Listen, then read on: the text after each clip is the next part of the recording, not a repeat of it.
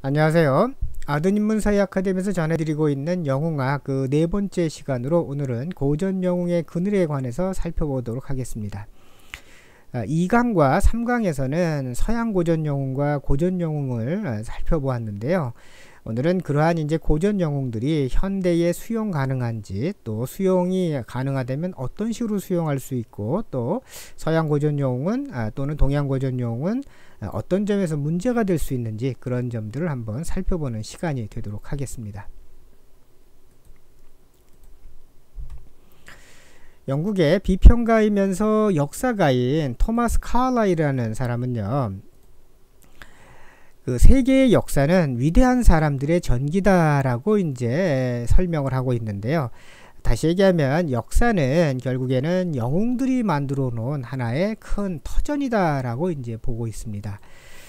이 칼라일은 여러분들 여기 오른쪽에 보시면 나와 있는 요게 이 칼라일의 저서가 될 텐데요. 히어로 영웅과 또 히어로 워십, 그 다음에 영웅 숭배, 그 다음에 the heroic 영웅적 행동들, 이래서 이 역사에서 영웅과 영웅 숭배, 영웅적 행동이라는 이러한 제목으로요 저서를 출판하는데, 이곳에서 칼라일은 영웅을 예찬하고, 영웅이 결국은 역사적인 역사를 만들어가는 주체이며, 또 국민들이나 우리 일반 세계인들이 다 영웅의 모습을 따라가야 된다라고 이제 주장을 하는 대표적인 영웅 예언론자가 이제 될 것 같습니다.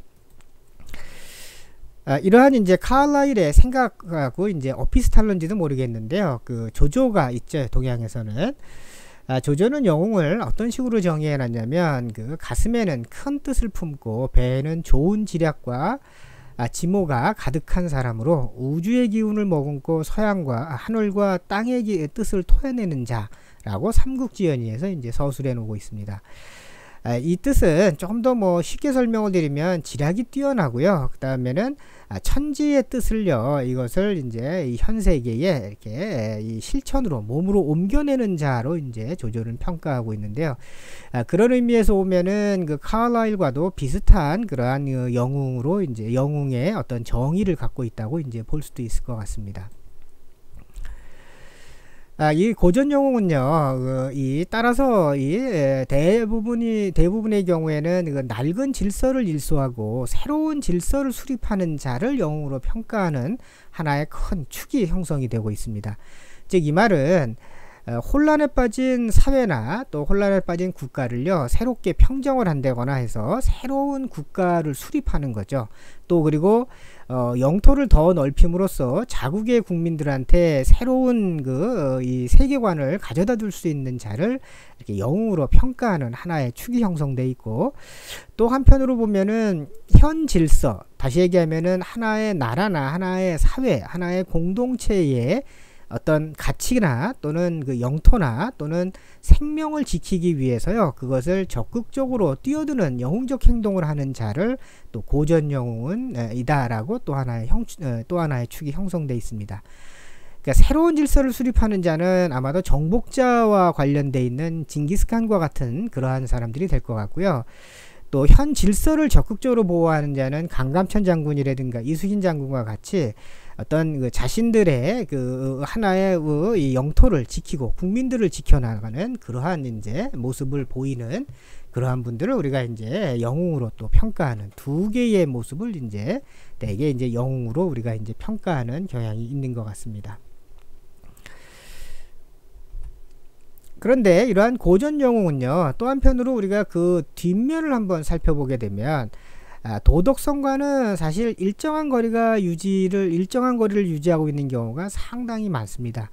서양 영웅의 경우는 아주 대부분이 이제 이렇게 되겠고요. 대표적으로 우리가 2강에서 살펴본 것처럼 그 헤라클레스의 경우에 보면 이 히드라를 죽인다거나 또 네메아의 사자를 이제 죽인다거나 하는 일들은 사실 그 자체만 놓고 보면 영웅적일지 모르지만, 그 동기는 자신의 아내를 죽이고 또 자신의 아들들을 살해한 그 죄를 씻기 위한 하나의 방법이었던 것에 불과하죠. 그런 의미에서 보면 아주 개인의 개인과 밀접히 관련되는 거지 사회와는 큰 역할을 하는 건 아니고요. 또 그런 의미에서 보면 도덕적인 것과도 상당히 사실 거리가 있습니다. 뭐 더 깊숙이 들어가 보면 아킬레스의 경우는 전쟁에는 참여하지 않고 있으면서요, 자기의 친구가 죽자 그때서야 전투에 참여하고 그러면서 뭔가 전과를 세우는 그런 그 모습을 보인다라는 거는 사실은 또 어떤 면에서 보면은 윤리, 다른 그 사이에 보면은 많은 백성들이나 많은 또 다른 자신들의 동료 병사들은 죽어가고 있었거든요. 그런데 그걸 눈 감고 있다가 자기의 절친이 죽자 그때서야 전쟁에 뛰어드는 거는 어떤 의미에서 바라보시면 도덕이라든가 윤리라든가과는 사실은 상당 부분 거리가 있는 것 같습니다. 또 이 나폴레옹이라든가 징기스칸과 같은 사람은 영토를 넓히고 자신들의 세계관을 넓힌다는 의미가 강할 뿐이지 사실은 이것이 어떤 그 자국의 백성뿐만 아니라 타국의 백성에 이르기까지요, 이분들의 어떤 그 삶의 모습을 우리가 생각해 본다 그러면 이게 과연 진짜 도덕적이고 윤리적인가라는 점에서는 조금은 재고해 볼 만한 그러한 이제 점들이 이제 존재하는 건 분명한 것 같습니다. 사실 고전 영웅에서 가장 문제가 되는 거는요, 그런 점보다는 죽음 또는 죽임을 바탕으로 한다라는 게 될 것 같습니다. 이들이 이제 영웅적 행위를 하는 것은요, 목적은 굉장히 숭고하다라는 건 우리가 부인할 수 없을 것 같습니다. 아까 말씀드린 아까 말씀드린 것처럼 이 아킬레스도 마찬가지가 될 것 같고요. 또 징기스칸도 마찬가지가 될 것 같고 또 다 이 강감천 장군도 마찬가지 될 것 같고 다 보면은 나름대로의 그 목적은 대단히 숭고하다라는 거는 우리가 부인할 수는 없을 것 같아요. 그렇지만은 이분들은 역시 영웅들은요, 그 죽음, 자신의 죽음뿐만 아니라 타인의 죽음, 또 누군가를 죽여야 된다라는 사실에서 우리가 고전 영웅은 그 큰 문제점을 안고 있는 것을 부인할 수 없는 사실이 되겠습니다. 삼국지연의에 보면 이런 대목들이 있습니다. 창에 찔려 죽고 또 화살에 맞아 죽고 불에 타 죽고 물에 빠져 죽고 이런 대목들이 있는 것처럼 그 무명의 이름도 우리가 알 수도 없는 그 무수히 많은 군사들, 또 그 다음에 그 군사들을 군사들을 떠나보내야 됐던 그 슬픔에 얼마나 몸부림쳤을 그러한 가족들의 고통이라든가 원한은 우리가 사실은 이 영웅의 그 행위 속에는요, 그 안에는 바로 타인에게 가한 고통이나 원한이 늘 내재되어 있다라는 점에서는 고전영웅이 갖고 있는 가장 큰 문제가 이런 점이 될 것 같습니다. 또 부수적으로 살펴보면요, 고전영웅은 국가나 사회에 따라서요, 이 영웅의 존재가 상충적일 수 있습니다. 즉 갈등을 일으킬 수가 있는데요. 우리가 지난 시간에 그 일본의 영웅을 설명드리면서 일본의 3대 영웅으로 도요토미 히데요시를 설명을 드렸는데, 풍신수길이 이 임진왜란을 일으키죠. 임진왜란을 일으킴으로써 그 사실 조선에는 어마어마한 이제 폐해를 가져다 주었는데요. 그런데도 불구하고 이 일본에서는 3대 영웅으로 자신들은 간주하고 있고, 그 반대편에 서 있는 이수신 장군은 이 풍신수길의 이 왜군들을 무찌르기 위해서 그 헌신을 다하고 최종적으로는 화살에 맞아서 그 순국을 하시는 이러한 분들이 있는 거죠. 그런 점에서 보면은 똑같은 임진왜란이라는 사안을 놓고 보면은 한쪽에서는 영웅이 되고 한쪽에서는 사실은 악한이 되고 악마가 되는 점이 이제 그런 점에서 보면은 고전 영웅은 그 이면에 바라보게 되면 뭔가 조금 우리가 모든 사람이 동의하기가 어려운 그러한 점들이 이제 있다라는 게 될 것 같아요. 또 부수적이지만은 국가나 시대에 따라서요, 독재자마저도 영웅으로 인식될 가능성이 이제 아주 높습니다. 우리나라에도 사실 제 입으로 또 말씀드리기는 상당히 어렵지만은 근대에 그 현대에 보면은 누구는 영웅이다 하지만 또 한편으로 보면 영웅이 아니라 이거는 정말 우리 조선 한국의 근대 사회를 몰락시킨 자다라고 이제 설명하는 사람도 있습니다. 아마도 그런 점들을 조금 더 명확히 설명드리기 위해서는 아마 북한을 예를 드는 게 더 정확할런지도 모르겠습니다. 북한의 3대 세습을 통해서 북한은 일당 독재 체제가 유지되어 있죠. 그런데 그러한 이제 김일성, 김정일, 김정은에 이르는 이 3대는요, 북한 내에서는 이게 내면적으로 어떤지 모르지만 우리가 여전히 알기에는 이들은 영웅입니다. 그런데 또 다른 나라, 또 우리나라의 경우는 이들을 영웅으로 보는 사람은 거의 아마도 없을 거라고 이제 생각을 하고 있습니다. 그런 점에서 보면은 영웅은 한 나라나 또는 한 사회나 또는 하나의 공동체에 이데올로기가 깊숙이 개입을 하고 있다는 점에서 영웅이 될 수 있고 또 영웅이 아닐 수도 있는, 또 악마가 될 수도 있는 그런 이면적, 양면적 모습을 갖고 있습니다. 따라서 고전 영웅을 조금 더 정리를 해드리면 타인의 고통이나 원한, 또 죽음을 바탕으로 하고 있고요. 또 하나는 어떤 하나의 이데올로기에 의해서 영웅이 이제 변화할 수가 있다라는 점에서 보면 고전 영웅은 전 세계의 모든 사람이 동의하기가 사실 상당히 어려운 점들을 이제 고전 영웅이 갖고 있다라는 그런 한계가 있습니다. 그런 점에서요, 우리가 강증산이라는 이 구한말의 종교 지도자이면서 사상가인 이분을 한번 살펴볼 필요가 있습니다.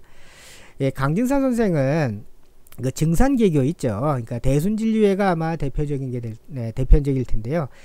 대순진리회를 비롯한 이러한 신종교들에서 이 강증산 선생은 상제로 해서 신앙의 대상으로 섬겨지고 있는 그러한 분이기도 하고, 또 한편으로 보시면은 조선 말에 어떤 하나의 이 사상을 또 펼치신 분인데요. 이분은 이 영웅을 이제 일단은 영웅을 어떻게 설명하시냐면 영웅의 여러 인물들을 거론하시는데요. 첫 번째로 이제 당태종을 설명을 하고 있습니다. 이세미는요, 혼란한 시국을 이제 광정을 했다. 그러니까 다시 얘기하면은 나라가 찢겨져 있고 그러면서 그 안에 있는 백성들은요, 피폐해져가는 삶을요, 새로운 나라를 건국함으로써 이 국민들을 백성들을 평안한 사회로 이끌었다라는 점에서는 이세미는 영웅이다라고 이제 평가를 하고 있고요. 또 이 강증산 선생은 최재우 선생을요, 또 영웅으로 이제 지목을 하고 있는데요. 1860년에 여러분들 많이 알고 계시는 것처럼 만민평등과 보국안민을 기치로 하여 동학이라는 새로운 철학운동이 전개가 되죠. 그 철학운동을 이제 이끌어 가신 분이 바로 이제 최재우 선생이 될 텐데, 이 백성들이 겪고 있는 그러한 점들을 타파함으로써요, 반왕조적이면서 반신분제적인 사회개혁운동을 전개하신 분인데, 이분도 이제 강증산 선생은 영웅이다라고 이제 설명을 하고 있습니다. 또 여러분들도 요즘 TV로도 아마 방영이 되고 있었던 것 같은데요. 전봉준 장군이 있죠. 녹두장군이라고. 전봉준 장군은 상놈을 양반으로 만들고 또 천한 사람들을 귀하게 만들어주는 마음에서 이 사회의 적폐를 청산하기 위해서 동학 농민혁명을 이제 주도하신 그런 분이시죠. 여기 요 사진은 일본 놈들에게 이제 압송돼 가는 이 다리를 다친 상태에서요, 일본 놈들에게, 요 놈들이 일본 놈이겠죠, 압송돼 가는 그러한 이제 가슴 아픈 사진이 되겠고요. 또 강증산 선생은 최익현 선생, 또 선병희 선생도 영웅으로 이제 지칭을 하고 있습니다. 최익현 선생은 1905년도에 을사늑약이 체결되자 1906년도에 74살에 아주 많은 이 고령의 나이 연세임에도 불구하고요, 전북 태인에서 의병을 조직을 하죠. 그러면서 이제 국권 상실에 강력하게 항거하신 분인데, 결국에는 이제 일본 놈들에 의해서 이제 이 사로잡혀서요, 대마도로 압송이 되시죠. 근데 그곳에서도 이 곡식을 끊으시면서, 그러면서 식음을 전폐하시면서 끝까지 항거하시다가 이제 순국하신 그러한 분이 되겠고요. 또 선병희 선생은 동학의 지도자이면서 동시에 이제 1919년에 있었던 3.1운동의 민족 대표 33인 중에 한 분이시죠. 이분도 이제 강증산 선생은 영웅이다라고 이제 지칭을 하고 있고요. 또 안중근 의사는 한국의 가장 큰 영웅 중에 한 분이실 텐데요. 1909년도에 조선의 초대 통감인 이등방문을 이 중국 하얼빈에서 이제 저격하신 분이죠. 물론 이제 이런 저격만 우리가 문제 삼을 거는 아니고요. 중요하게 다룰 게 아니라 1907년도에 정미 7조약이 체결되자 이제 간도의 용종을 거쳐 가지고 러시아로 들어가셔서 이제 의병 활동을 이제 전개하시다가 1909년도 2년 뒤에 이제 이등병문을 저격하시고, 그리고는 나중에는 이제 그 일본 놈들에 의해서 그 이 처형되시는 가슴 아픈 그러한 한국의 그 이 근대의 대표적인 영웅이 될 것 같은데, 영웅이신데요. 이분을 우리가 이제 강증산 선생은 영웅으로 이제 호명을 하고 있습니다. 그런데 이제 증산에 우리가 강증산 선생을 제가 거론하는 이유는, 이분은 이 영웅에 대한 또 다른 시각들을 제시하기 때문인데요. 강증산 선생은 재민혁세라는 말을 이제 쓰고 있습니다. 즉 이제 그 이 세상을요, 이렇게 그 혁명을 일으키는, 즉 이제 세상을 새롭게 만들어가는 과정에, 그때에는 바로 뭐냐면 국민들, 백성들은 재난을 이제 면치 못하고 있다라는 거죠. 따라서 이런 영웅들이 펴는 그러한 이제 술책으로는요, 결국에는 이게 웅패, 즉 컨커러, 정복자들이 자신들의 어떤 세상을 만들어가게 한 하나의 술책에 불과하다라고 이제 주장을 하고 계십니다. 따라서 영웅은요, 증산 선생은 그 장난하는 자, 즉 난을 일으키는 자로 또 한편으로는 평가하시면서, 억저 창생을 죽이고 그 무수히 많은 그 생명을 죽이고 어떻게 내가 살기를 바랄 수 있는가라 그러면서 영웅이 갖고 있는 그 한편에서의 그러한 그 어두운 그림자를 이제 밖으로 끌어내고 계십니다. 그런데 이 영웅은요, 오로지 그 혈성에 감동할 수 있다라는 겁니다. 즉 이제 뭔가 새로운 세계를 열겠다라는 그 아주 피 흘리는 그러한 이제 목숨을 다 거는 그러한 정성은 우리가 감동을 충분히 할 수가 있는데, 그렇지만은 비록 이렇게 천하를 능히 움직였더라도요, 이 생민의 생명을 이제 그 담보로 하고 그 이루어지는 행위이기 때문에 영웅이 하는 영웅적 행동이라는 점들은 우리가 또 다른 의미에서 한 번쯤은 살펴봐야 된다라고 강증산 선생은 이제 설명을 하고 있습니다. 이런 점은 아까 말씀드린 것처럼 고전 영웅의 그늘에 대해서 조금 전에 설명드린 내용과도 이제 흡사할 것 같습니다. 우리가 그렇다고 해서 그러면 고전 영웅을 전부 다 우리가 폐기해야 되느냐, 그런 거는 아닙니다. 한 명의 개인이요, 즉 이제 한 명의 영웅이 가족이나 친구나 공동체, 더 넓게는 전 세계, 더 넓게는 아주 우주적으로요, 아주 깊숙이 다른 사람들한테요 영향을 심리적으로 미친다라는 겁니다. 즉 이 사람들의 이 영웅의, 고전 영웅의 행동이라는 거는 결국에는 우리들 마음속 하나하나에 아주 깊숙한 영향을 미치는데요. 이것은 궁극적으로는 더 좋은 사회로, 더 나은 사회로 우리가 나아갈 수 있는데, 바로 이렇게 한 명의 개인이 하는 그런 영웅적 행동이 기여를 할 수 있다라는 점에서는 고전 영웅은 여전히 현대에서도 유효하다라고 이제 우리가 평가할 수가 있겠고요.